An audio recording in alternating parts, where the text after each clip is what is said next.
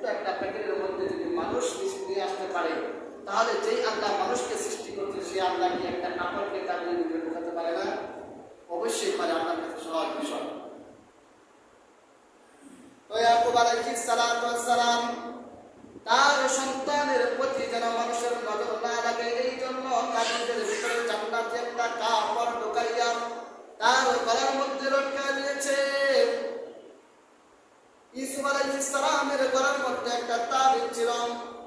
জিবরিল আমিন বললেন, আপনি বলেছেন কাপড়ের কথা, এখন কাপড় পাবো কোত্থেকে? আল্লাহ রাব্বুল আলামিন জিবরিল আমিনকে বললেন, জিবরিল দেখো, ভবিষ্যতে আমি ইউসুফকে নবী বানাবো। ইউসুফের গলার মধ্যে একটা তাবিজ আছে, সেই তাবিজটা খুলবা, তাবিজের ভিতরে একটা কাপড় আছে, সেই কাপড় দ্বারা আমার নবী ইউসুফের সতরকে দেখে দিবা, যেন কোনো মানুষ তার সতর দেখতে না পারে। আল্লাহ রাব্বুল আলামিনের জিবরিল আলাইহিস সালাম ইউসুফ আলাইহিস সালামের কাছে এসে তাবিজটাকে খুলে তাবিজের ভিতর থেকে কাপড় দ্বারা ইউসুফ আলাইহিস সালামের সতর ঢেকে নেয়। বাইরে ইউসুফ আলাইহিস সালামকে কূপের মধ্যে অন্ধকার কূপের মধ্যে মায়াবাসী চুপি অন্ধকার কূপের মধ্যে ফেলে দিয়ে বাইরে তাকে নিয়ে গেল। ফালাম্মা যাবু বিহি ওয়া আজমাউ, তারা একমত হলো আইয়াজালুহু ফি গায়াবাতিল জুব্বি, তাকে অন্ধকার কূপের মধ্যে ফেলে দিবে। অন্ধকার কূপের মধ্যে ফেলে দেওয়ার দ্বারা ইউসুফ পয়গম্বর মৃত্যুবরণ করবেন। কেননা কূপের ভিতরে কাঁচ থাকে, বিভিন্ন ধরনের জিনিস থাকে, যার দ্বারা এই মানুষকে ক্ষত করতে পারে। ইউসুফ পয়গম্বরকে তারা কূপের মধ্যে ফেলে দিয়ে তারা চিন্তিত, এখন গিয়ে বাবাকে কি বুঝ দিবেন?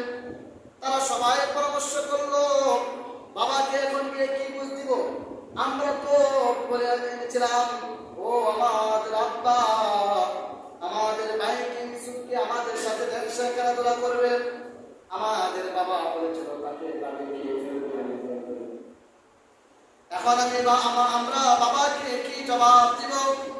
ভাইয়েরা পরামর্শ করতে করতে এক পর্যায়ে তারা একটা পরামর্শে উপনীত হলো, আমরা একটা ছাগল জবা করব।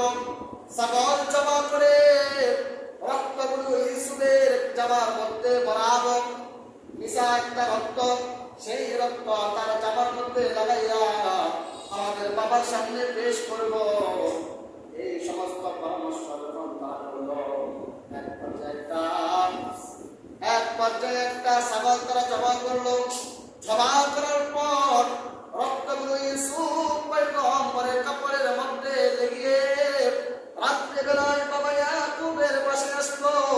ইয়াকুব আলাইহিস সালাম যখন বাবারা নিয়ে গেল, যখন ইয়াকুব আলাইহিস সালামের সন্তানেরা ইউসুফকে নিয়ে গেল, ইয়াকুব আলাইহিস সালাম একটা কষ্টের ঘর বানাইলো, বাইতুল আহজান। এই ঘরের নাম ছিল বাইতুল আহজান, কষ্টের ঘর, দুঃখ দুর্দশার ঘর। সেই ঘরের মধ্যে ইয়াকুব পয়গম্বর ইবাদত করতে